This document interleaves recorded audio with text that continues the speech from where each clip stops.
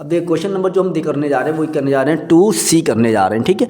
2C में क्या है, PQR 3 पार्टनर से 3 to 1 एस एडमिट होता है 1/8 से। क्वेश्चन में दे रहा है कि as acquired from P and Q 1/16, यानी क्या कह रहा है, he acquired 116 from P and 116 from Q। जब भी फ्रॉम देगा तो समझ लीजिए ओल्ड रेशियो में से माइनस कर दिए, क्यों, क्योंकि P अपने में से 116 दे रहा है, Q अपने में से 116 दे रहा है, R कुछ नहीं दे रहा है, ठीक है।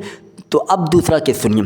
अच्छा यही चीज़ 116 इसका है 116 उसका है, फ्रॉम देगा माइनस करेंगे, हर जगह ऐसा नहीं होगा। और ये लिख देता अगर कि he acquired 1/2 from P 1/2 from Q, from भले ही आ रहा है, अब ये माइनस नहीं होगा, क्यों, पहले मल्टीप्लाई फिर माइनस, क्यों, क्योंकि देखिए 1/2 1/2 तो 1 ऊपर है 1 ऊपर 1/2 होता है, या फिर इसको हम ऐसे कह सकते हैं ना 1:1 से ले रहा है, तभी तो 1/2 1/2 आ रहा है।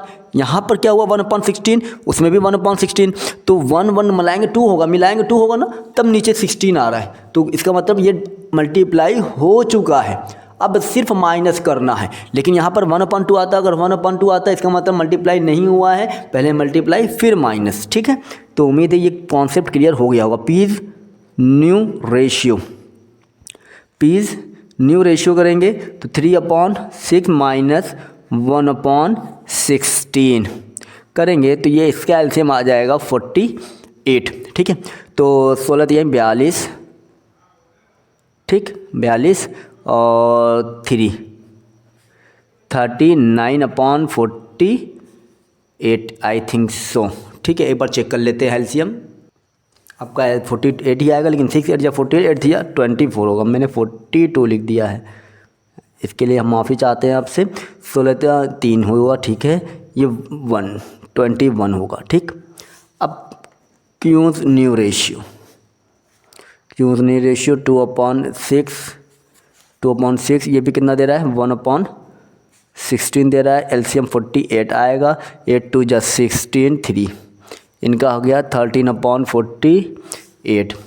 आर न्यू रेशियो, आर का कोई आर तो दे ही नहीं रहा है, तो 1/6 डिनोमिनेटर 48 होना चाहिए, तो 48 कर लेते हैं भाई, 48 कर लिया हमने, 6 8 या 48 तो 8 1 जा 8। अब किसका कौन बच रहा है, आर के बाद कौन आता है, एस आ रहा था ना, एस न्यू रेशियो, एस कितने से आया था 1/8 से आया था, इसका भी डिनोमिनेटर क्या होना चाहिए 48, तो 8 6 था तो यहाँ पर 6 आएगा, तो न्यू रेशियो क्या बन जाएगा, न्यू रेशियो बन जाएगा आपका 21 13 8 एंड 6। ये हो गया आपका क्वेश्चन सॉल्व, ठीक है।